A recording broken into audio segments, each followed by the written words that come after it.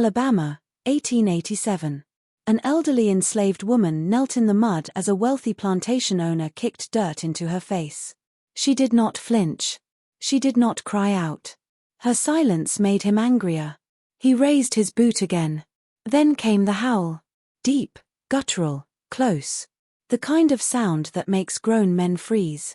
In the darkness beyond the torchlight, something massive moved.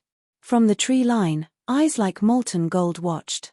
The old woman whispered two words that made the plantation owner's blood run cold.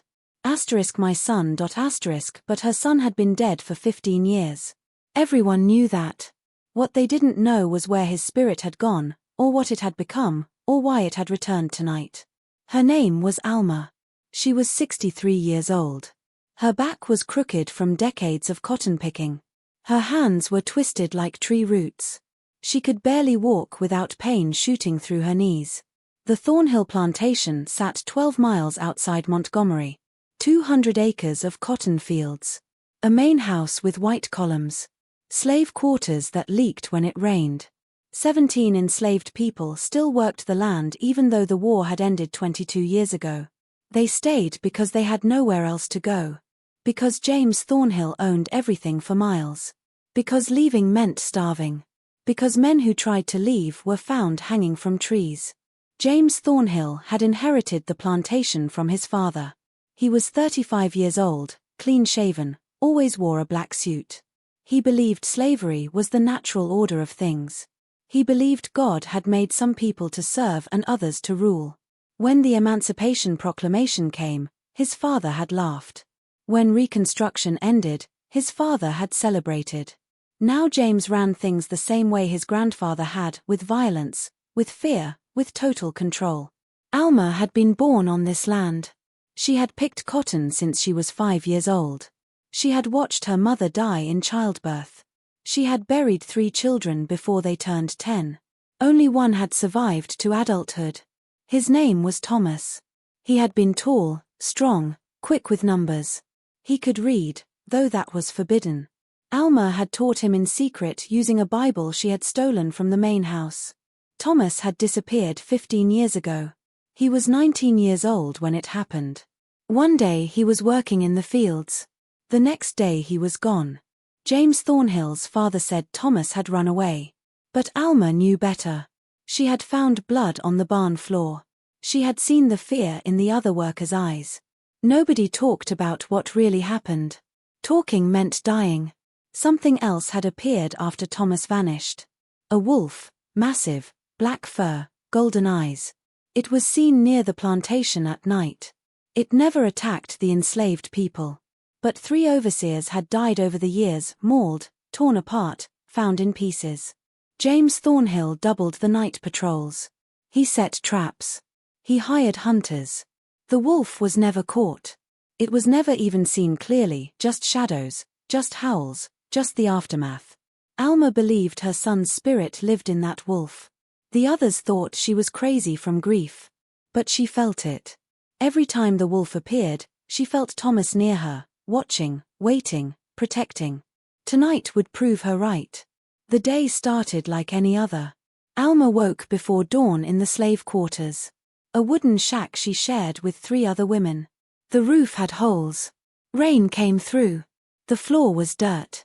There were no beds, just piles of straw and torn blankets. She could see her breath in the cold air. Her body screamed when she stood up. Every joint hurt, every muscle ached. She was too old for this work, but stopping meant punishment or worse. She walked to the well outside. The sun was just starting to rise. Orange light spread across the cotton fields. The plantation was quiet except for roosters crowing. She drew water from the well. Her hands shook. The bucket was heavy. She spilled half of it carrying it back. James Thornhill was already awake. She could see lamplight in the main house windows. He woke early every day to inspect the plantation, to make sure his property was in order. That included the enslaved people. Alma went to the main house kitchen. She was supposed to help cook breakfast. Her job was to peel potatoes and wash dishes. Simple tasks for someone her age. But even simple tasks hurt now. The cook was a woman named Ruth, 40 years old. Ruth had been on the plantation her whole life, too. She moved quickly around the kitchen, cutting, stirring, checking the fire. "You look tired," Ruth said. "I am always tired," Alma replied. "Master Thornhill was asking about you yesterday. Saying you move too slow. Saying you are useless." Alma said nothing. She picked up a potato and started peeling. Her hands cramped. The knife slipped. She cut her thumb. Blood dripped onto the potato. "Careful," Ruth said. "Do not bleed on his food." Alma wrapped her thumb in a rag. She continued peeling. The pain in her hands got worse. She dropped the knife twice. James Thornhill came into the kitchen. He was dressed in his black suit. His boots were polished. His hair was slicked back with oil. He looked at Alma with disgust. "Why is she still working in here?" he asked Ruth. "She helps me, Master Thornhill. She does what she can. She does nothing. Look at her. She can barely hold a knife." Alma kept her eyes down. She had learned long ago not to look plantation owners in the eye. It was seen as disrespect. Disrespect meant beatings. "I can work, Master," Alma said quietly. "You are a waste of space. A waste of food. You should have died years ago." The words hit Alma like fists, but she showed no emotion. Showing emotion gave men like James Thornhill satisfaction. "Get out of my kitchen," he said. "Go feed the pigs. At least you are good for that." Alma set down the potato. She wiped her hands on her dress. She walked out of the kitchen. Her legs barely held her weight. She moved slowly across the yard toward the pig pens. The sun was higher now. Other enslaved people were starting their work. Men headed to the fields with tools. Women carried laundry to the wash house. Children fetched water. Everyone moved with their heads down.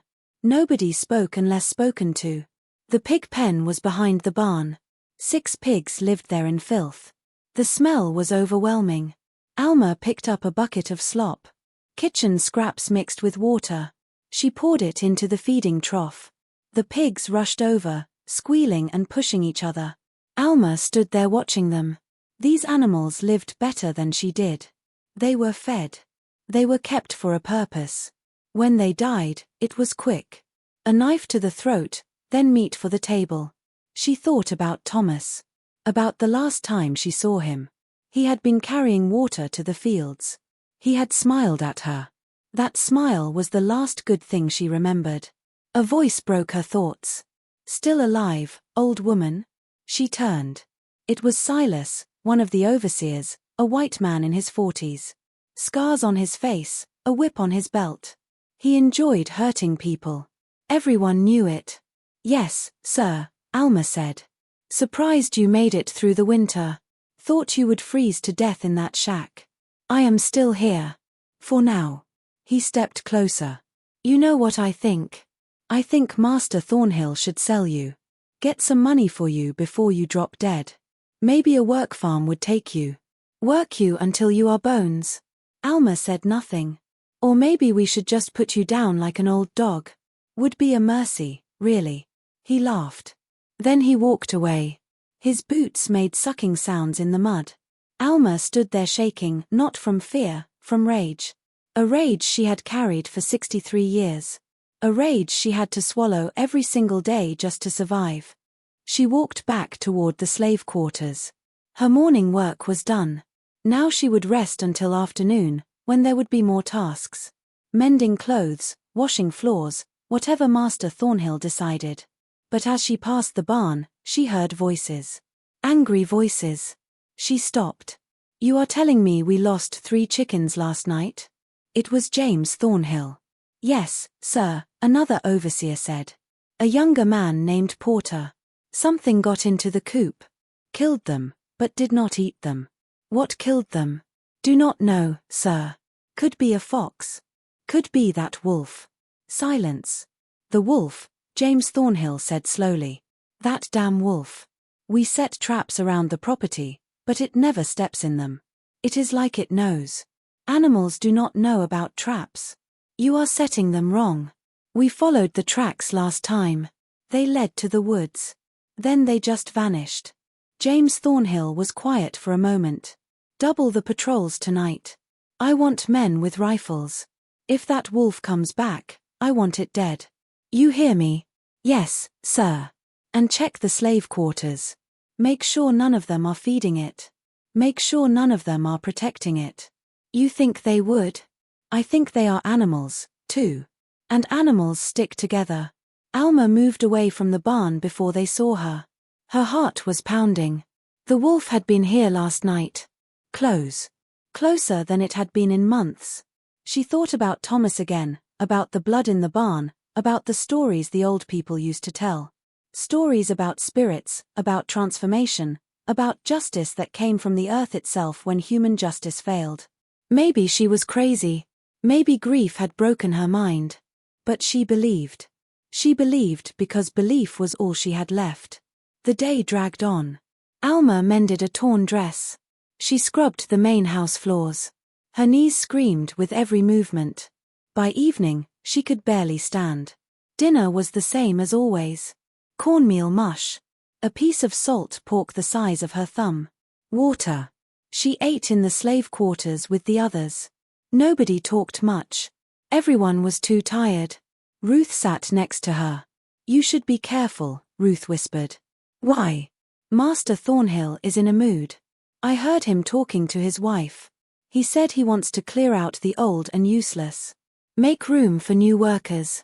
He cannot buy new workers. Slavery is over. He does not buy them. He tricks them. Promises them wages, then never pays. And if they try to leave, he has them arrested for theft. Says they stole from him. The sheriff is his cousin. It always works. Alma finished her food. It does not matter. I will die here anyway. Just like everyone else. Do not say that. It is true. Ruth said nothing else. She knew it was true, too. Night fell. Alma lay down on her straw pile. The other women were already asleep. She could hear them breathing. She could hear rats moving in the walls. She closed her eyes, but sleep did not come. She thought about Thomas, about the wolf, about James Thornhill's words earlier. Asterisk, you should have died years ago. Asterisk. Maybe he was right. Maybe she should have. What was the point of this life? What was the point of suffering with no end? Then she heard it. A howl. Long, low, mournful. The wolf. She sat up. The other women stirred but did not wake. Alma stood. Her body protested, but she ignored it. She walked to the door. She opened it slowly. The night was cold. Stars filled the sky. The moon was almost full. She could see the fields, the barn, the main house in the distance. Another howl. Closer this time. Alma stepped outside. She walked toward the sound. Her feet were bare. The ground was cold and muddy.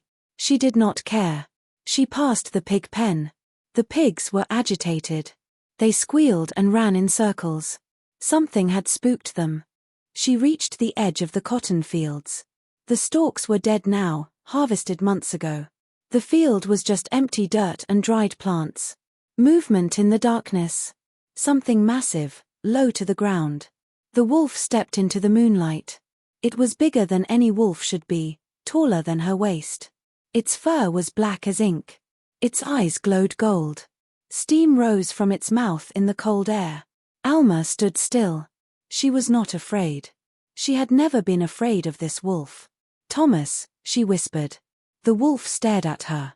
Its eyes were intelligent, aware. They were not the eyes of an animal. Tears ran down Alma's face. Is it really you? The wolf took a step closer. Then another. It was 10 feet away now. She could smell it. Wild, earthy, like the forest. They killed you, she said. They killed you and they lied about it. And I could not do anything. I could not save you. The wolf lowered its head. A sound came from its throat. Not a growl. Something softer, almost like a whimper. Alma took a step forward. Her hand reached out, shaking, trembling. The wolf did not move. Her fingers touched its fur. It was warm, real, solid. My son, she cried. My boy. A gunshot exploded in the night. The bullet hit the ground near the wolf. Dirt sprayed up. The wolf turned and bolted. It vanished into the darkness in seconds. Alma spun around.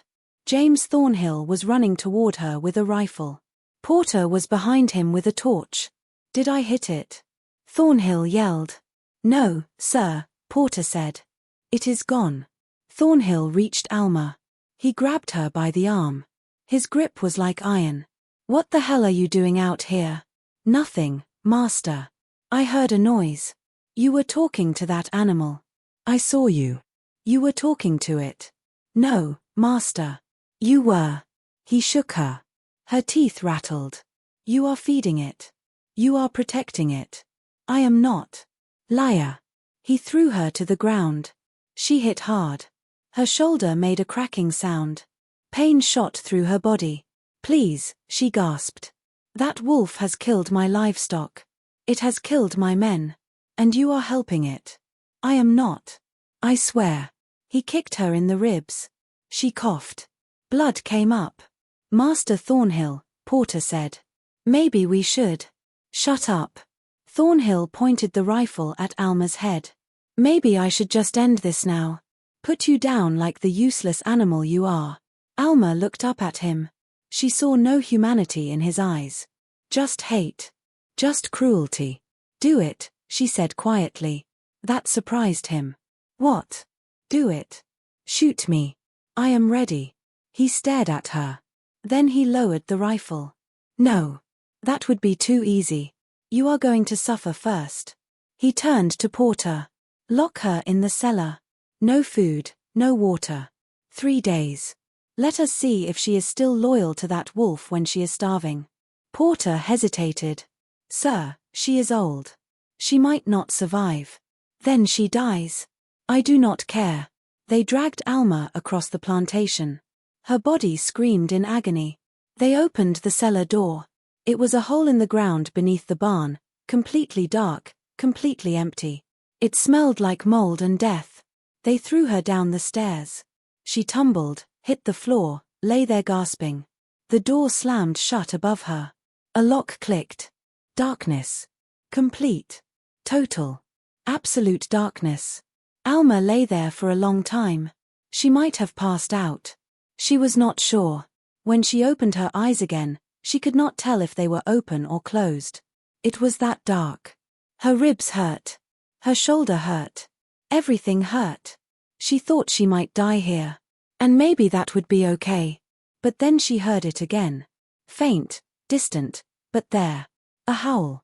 The wolf was still out there. Thomas was still out there. And as long as he was out there, she would hold on. She had to. Because she realized something in that darkness, something important. Thomas had not just come back to protect her. He had come back for revenge. And that revenge was just beginning. The cellar was a tomb. Alma could not see her own hands in front of her face. The darkness pressed against her like a physical weight. She tried to stand, but her body would not obey. Her shoulder was badly injured. Every breath sent sharp pains through her ribs. She lay on the cold, dirt floor. Time became meaningless. She did not know if minutes or hours were passing. There was no light, no sound except her own breathing and the occasional scurrying of rats. Thirst came first. Her throat became dry, then scratchy, then painful. She tried to swallow, but there was no moisture in her mouth. Her tongue felt thick and swollen. Hunger came next. Her stomach cramped. It had been empty when they threw her down here. Now it twisted and growled. She tried to ignore it, but the pain grew worse. The cold was constant. It seeped into her bones. She shivered uncontrollably. Her thin dress provided no warmth. She curled into a ball, trying to preserve body heat. It did not help much. Hours passed, or maybe days. She could not tell. She drifted in and out of consciousness. Her mind played tricks on her. She saw Thomas as a child. She heard his voice. She felt his hand in hers. Then she would wake and remember he was dead, gone, murdered on this plantation 15 years ago. But the wolf was real. She had touched it. She had felt its warmth. That was not a dream. She thought about what James Thornhill had said. Asterisk, you are going to suffer first. Asterisk. She had suffered her entire life. What was 3 more days? What was dying slowly in a dark hole compared to 63 years of slavery? Maybe this was mercy. Maybe death would finally free her. But then she thought about Thomas, about the wolf, about the way it had looked at her with those golden eyes. He had not moved on. He had not found peace. He was still here, still tied to this place, still protecting her. If she died, what would happen to him? Would he finally be free? Or would he be trapped here forever? She had to survive. Not for herself. For him. Alma dragged herself across the floor. Her hands searched the darkness. She found a wall. Stone, damp. She felt along it, looking for anything, a crack where water might seep through, a hole where air came in. Nothing. She kept searching. Her fingers touched something soft. She pulled back. A rat. It squeaked and ran away. She continued along the wall. Then her hand touched something different. Wood. A shelf, maybe. She felt upward. There were objects on it. She grabbed one. A jar. Empty. Another jar, also empty.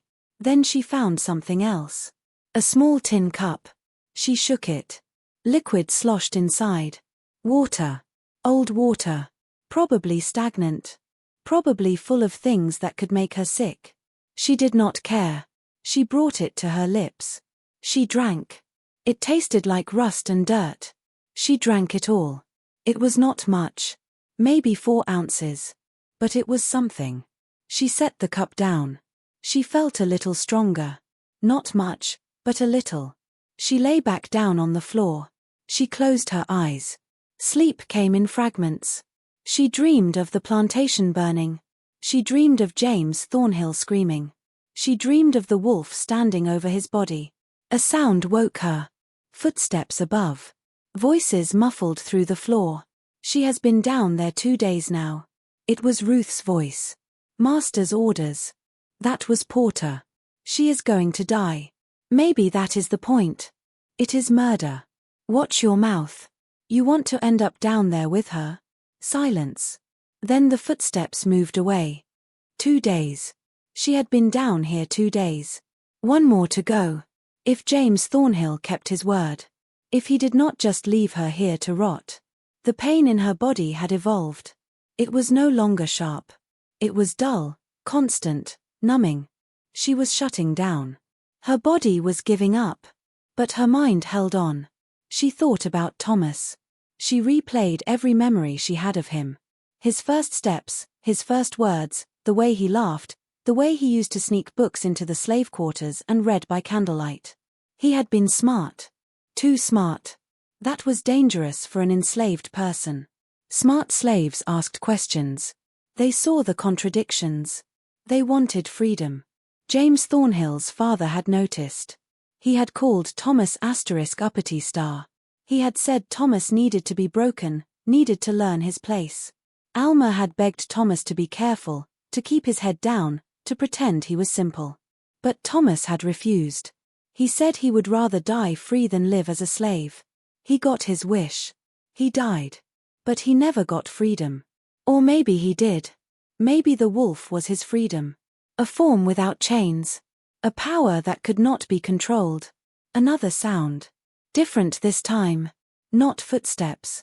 A scratching. Like claws on wood. Alma sat up. Pain screamed through her body, but she ignored it. The scratching continued. It was coming from above. From the cellar door. Then a howl. Close. Right above her. The wolf. Thomas, she whispered. The scratching became more frantic. The wolf was trying to get in. Trying to reach her. But the door was thick. The lock was solid. Even a creature as powerful as the wolf could not break through. Then voices. Shouting. It is here. The wolf is here. Get your rifles. Where did it go? It was just at the barn. Gunshots. 3. 4. 5. The sounds echoed across the plantation. Then silence. Alma waited. Her heart pounded. Had they killed it? Had they killed Thomas? Minutes passed. Long, agonizing minutes. Then she heard something else. A scream. Human, male, cut short. More shouting. More gunshots. Chaos above. Something heavy hit the ground. Then another scream. Wet. Gurgling. The wolf was not dead. The wolf was attacking. Alma pressed her ear to the floor. She could hear running, yelling, panic. Then James Thornhill's voice. Loud, clear. Get inside the house.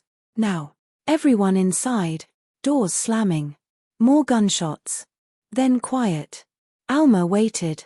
She did not know what was happening. She only knew the wolf was up there. And it was killing. Hours passed. Or maybe just 1 hour. Time was impossible to track. Finally, the cellar door opened. Light poured in. Alma covered her eyes. It hurt.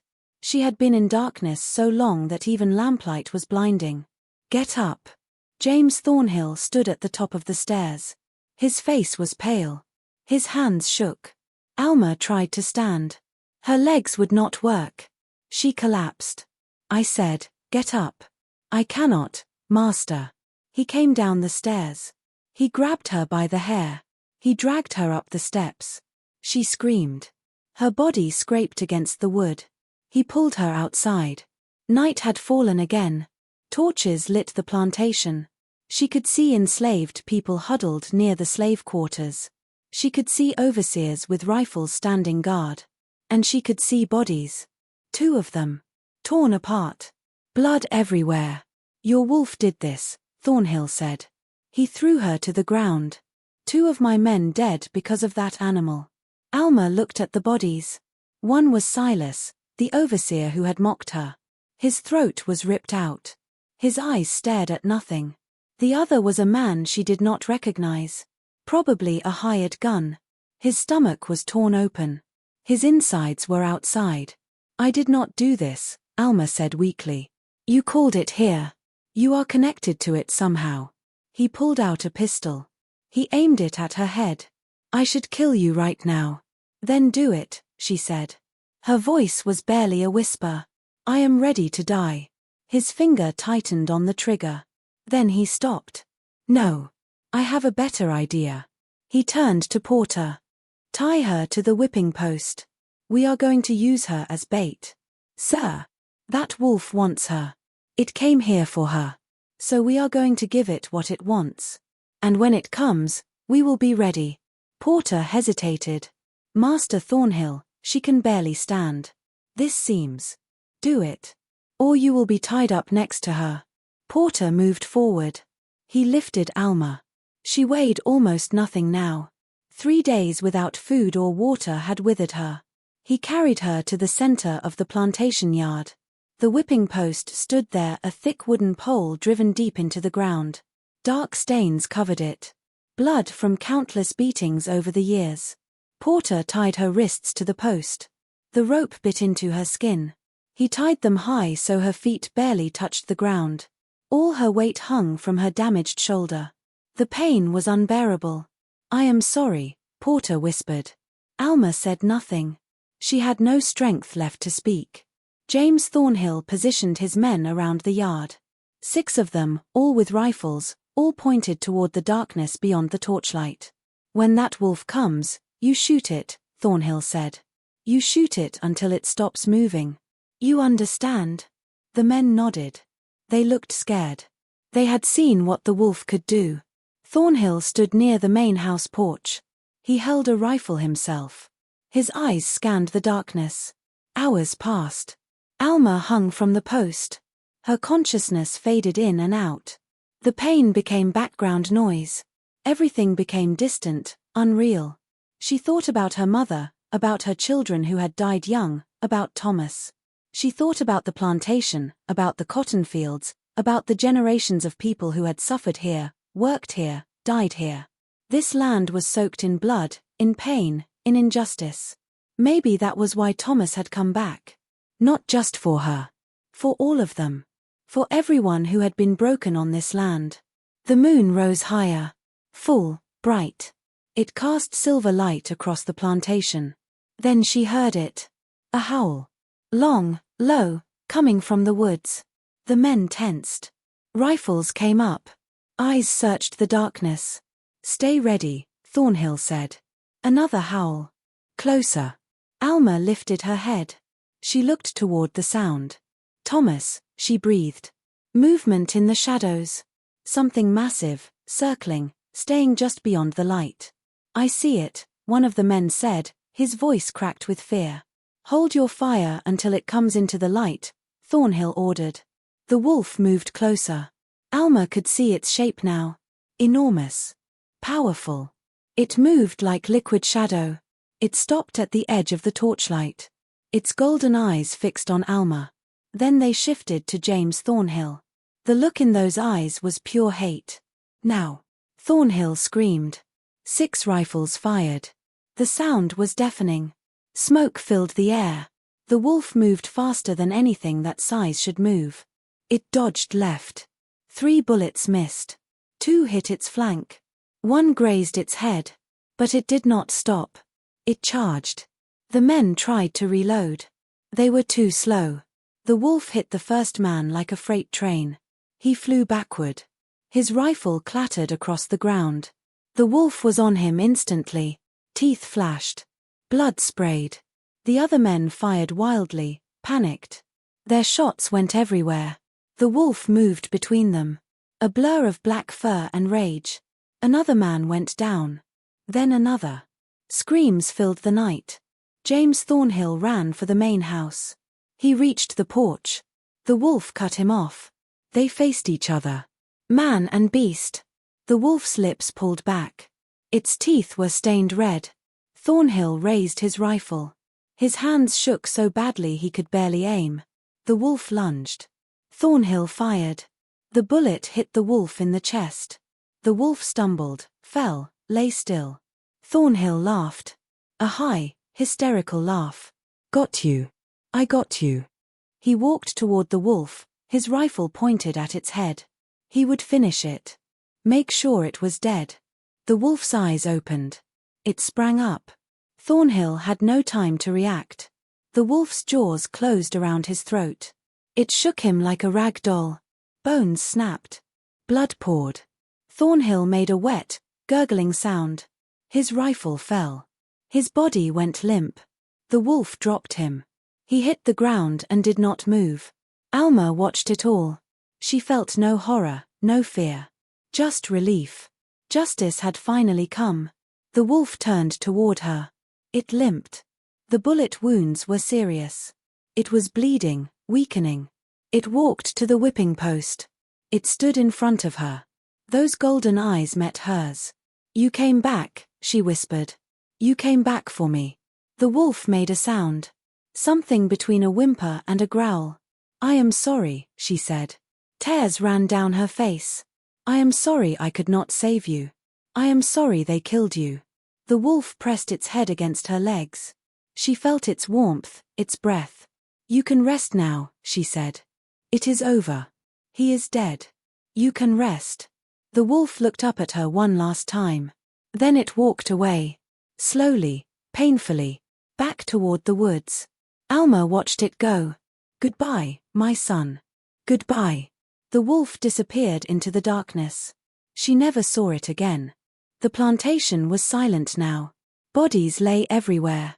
Blood soaked into the dirt. The torches flickered and died one by one. Alma hung from the post. Her vision blurred. Her body was shutting down. She had nothing left. But she smiled. Because James Thornhill was dead. Because the plantation would fall. Because after 63 years, something had finally changed. Footsteps approached. Ruth came running.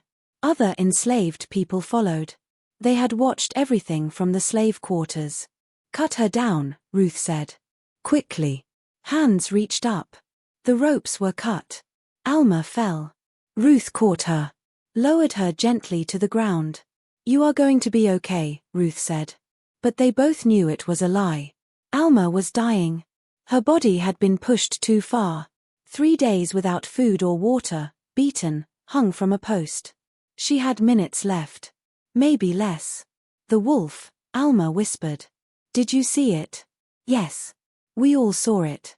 That was Thomas. That was my son. Ruth nodded. She did not argue. I know. We all know. Alma's breathing became shallow. What happens now? We are free. Master Thornhill is dead. His men are dead. We can leave. Where will you go? North. Anywhere. It does not matter. We will be free. Alma smiled. Good. That is good. Her eyes closed. Her breathing stopped. Her body relaxed. She was finally free, too. Ruth held Alma's body for a long time. The other enslaved people gathered around. 17 souls who had lived in chains, who had watched their families torn apart, who had survived through cruelty and terror. Now they stood in silence. The only sounds were the wind and the crackling of dying torches. What do we do? Someone asked. Ruth looked up. Her face was wet with tears, but her eyes were hard, determined. We bury our dead. Then we burn this place to the ground. They worked through the night. They dug a grave for Alma behind the slave quarters. Deep, respectful. They wrapped her body in the best blanket they could find. They laid her to rest as the sun began to rise. Ruth said words over the grave. She was not a preacher, but she knew the Bible. The Lord is my shepherd. I shall not want. He makes me lie down in green pastures. He leads me beside still waters. He restores my soul.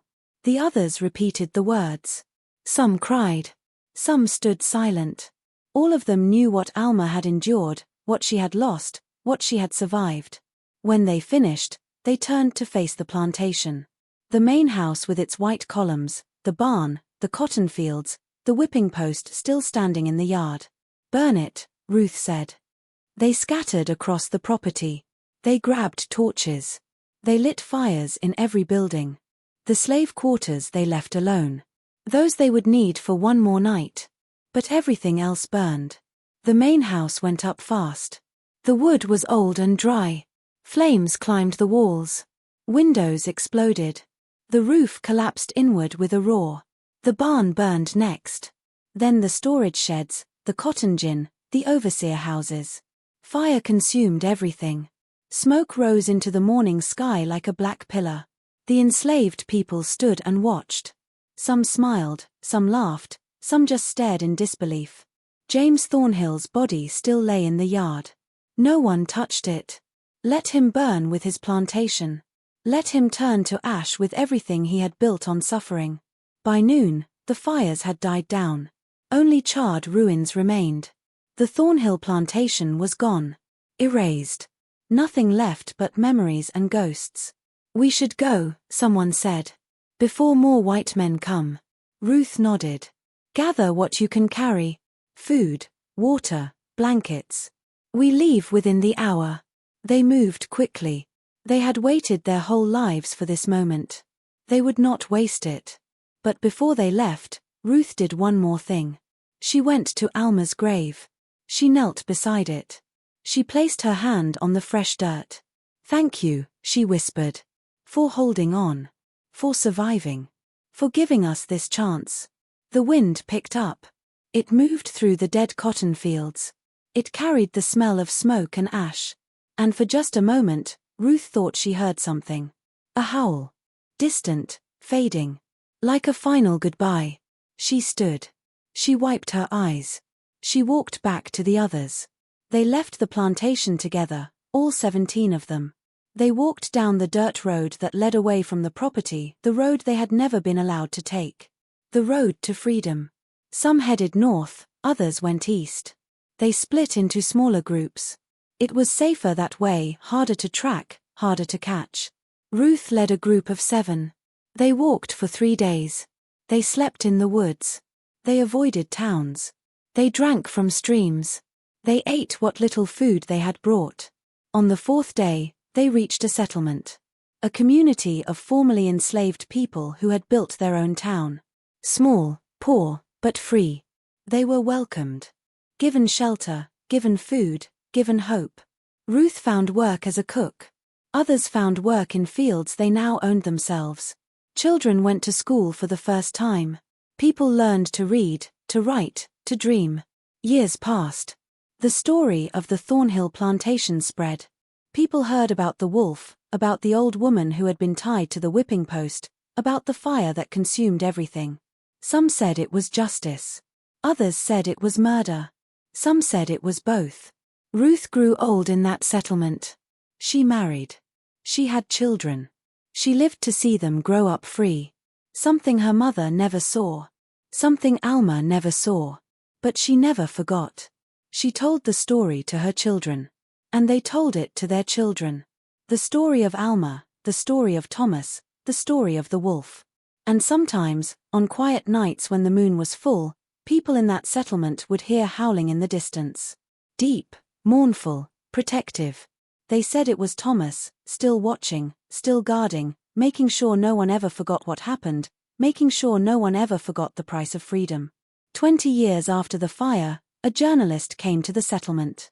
He was writing a book about slavery, about Reconstruction, about the violence that continued even after emancipation.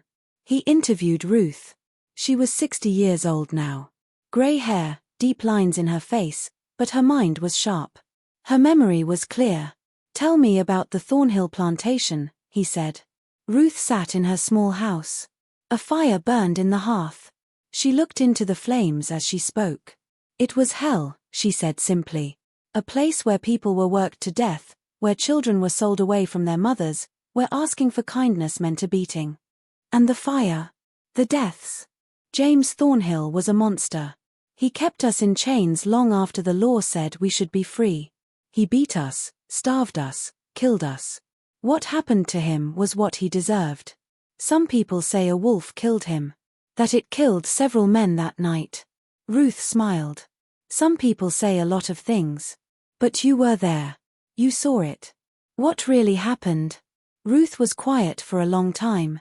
Then she spoke. "There was an old woman named Alma.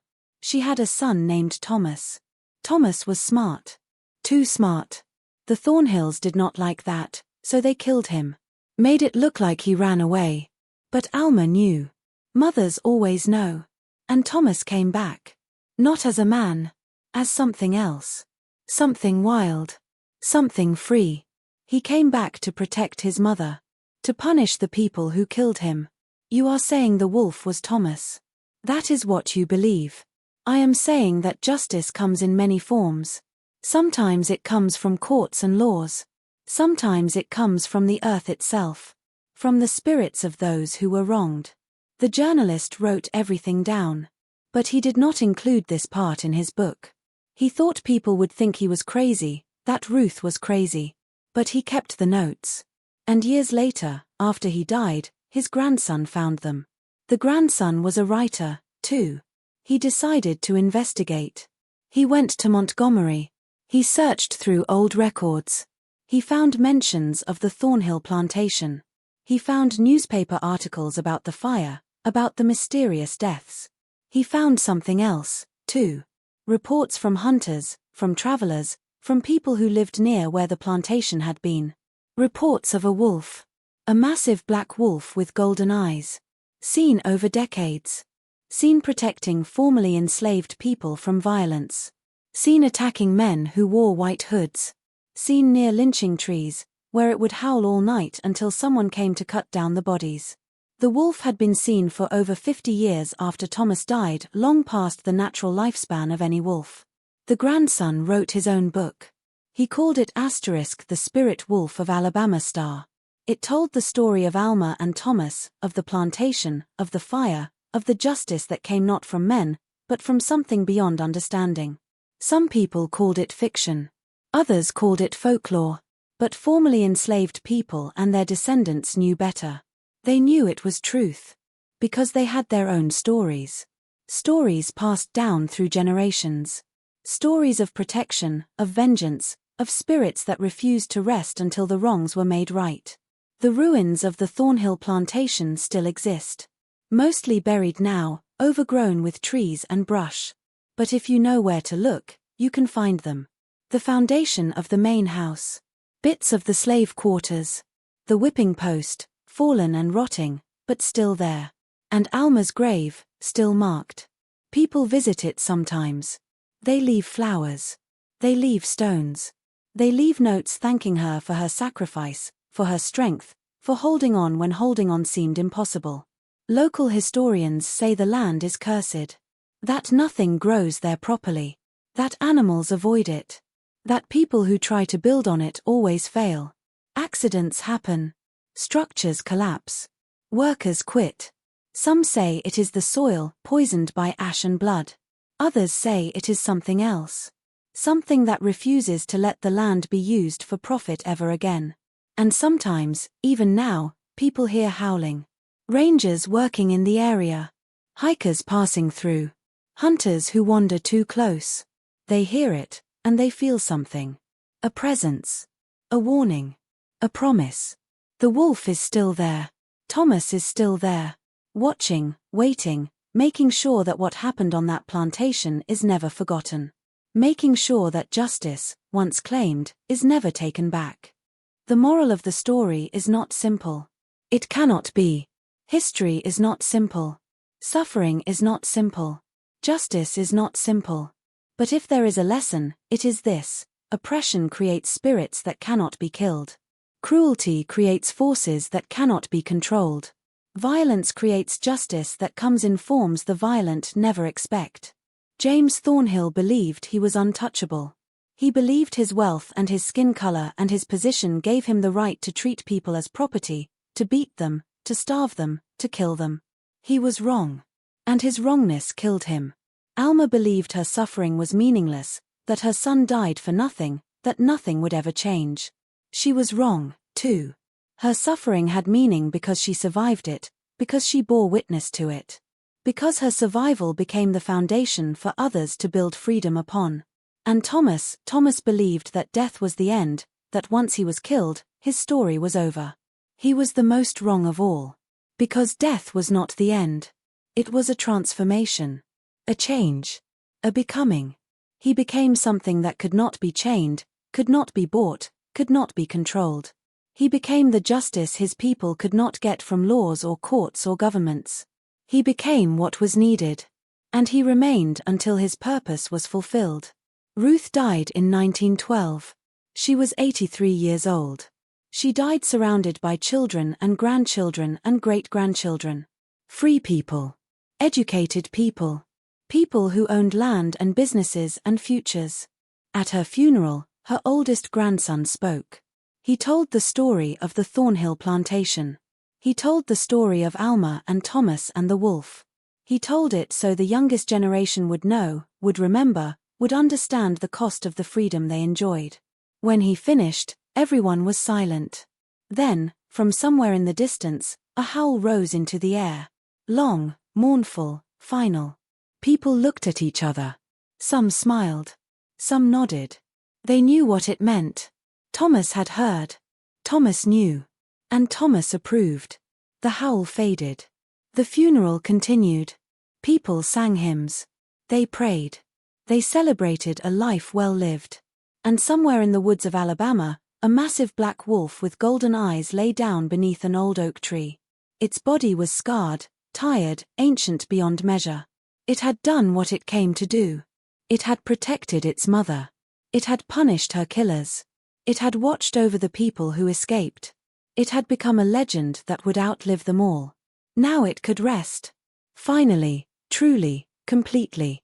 The wolf closed its eyes. Its breathing slowed. Its body relaxed. And as the sun set over the Alabama landscape, the wolf's spirit finally let go. It rose up like smoke, like mist. It drifted on the wind. It went to wherever spirits go when their work is done. Thomas was free. Alma was free. All the souls who had suffered on that plantation were free. The land remembered. The stories remembered. The descendants remembered. And that memory became a weapon, a shield, a warning to anyone who thought that cruelty could last forever, that injustice could go unpunished, that the oppressed would remain silent. Because they would not. They could not. They were witnessed by the earth, by the trees, by the spirits of those who came before. And those spirits were watching. Always watching. Ready to rise again if needed. Ready to howl in the darkness. Ready to show their teeth. Ready to remind the world that some debts must be paid, some wrongs must be righted, some justice cannot be denied. No matter how long it takes. No matter what form it takes. No matter who tries to stop it. Justice comes in the end. Always. And when it does, it has teeth.